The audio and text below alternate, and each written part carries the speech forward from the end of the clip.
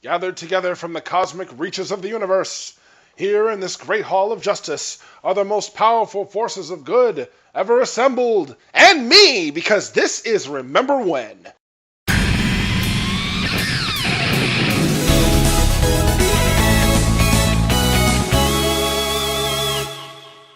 Back in September of 1973, Hanna-Barbera would give us one of the greatest cartoons of all time. Now known today as Justice League and Justice League Unlimited, people of today's age will never know that this is where it started. The Super Friends. Ask anyone of today, who is the Justice League? They'll tell you names like Superman, Wonder Woman, Green Lantern, and so on. Ask anyone of yesteryear, who are the Super Friends? They'll look at you crazy. Because a lot of people, the kids at least of this generation will never know the Super Friends are what started the major DC superhero genre. And I honestly don't think that we would have anything to do with superheroes now on the live action television shows or the new animated stuff if it wasn't for this taking off. Now, say what you will about the animation style of yesteryear, but I myself grew up with this and I loved it as a kid. I wasn't trying to pick it apart, like some reviewers and critics might do today. I sat there as a kid eating my bowl of Captain Crunch and just enjoying this, watching these superheroes go at it. I didn't care about the story. I was all about the colors and the animation and yay! Now, I know each of these heroes, or at least most of them, you know what? Let's not beat around the bush here. Some of them got their own cartoon series, prior to and after the Super Friends. But I think those who can remember this far back remember the Super Friends for what it was. A group of awesome, colorful heroes with powers all over the spectrum versus a team of villains that was primarily made up of Superman and Batman's rogues gallery.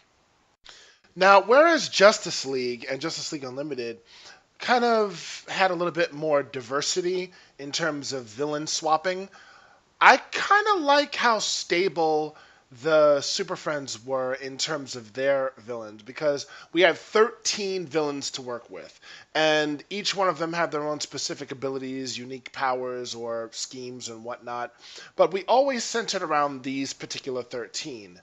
Now, the reason I'm going to center around these particular 13 is because I'm going to focus on the series of Super Friends that was known as Challenge of the Super Friends, where we had the 13 villains and we had all types of heroes.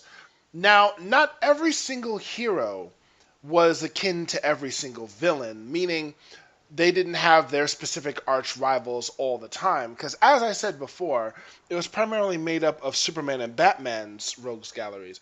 So they kind of had to take some of the heroes and bat them against Bat's and Sup's villains, to make it a little consistent as best they could.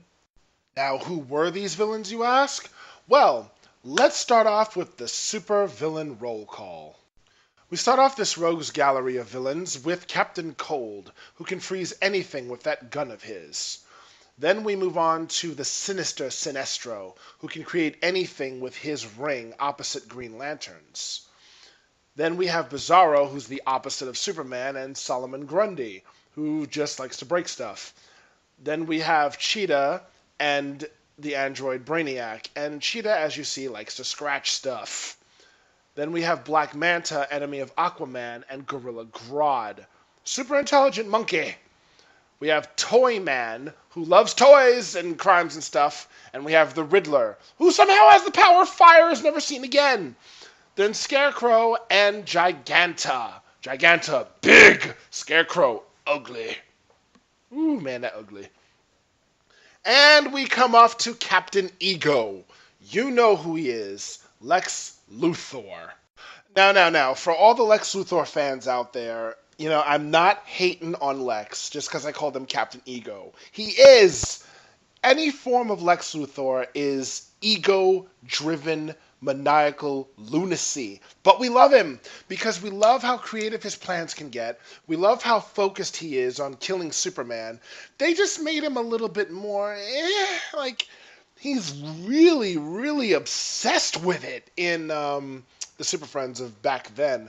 Whereas the Justice League cartoon of today, and even in Superman the Animated Series, he's not so much dead set on killing him, just as much as he is running his business and focusing. Is like killing Superman. Oh, no, I'm gonna kill him. I'm gonna get him. I'm gonna get him. But he does get him, doesn't he?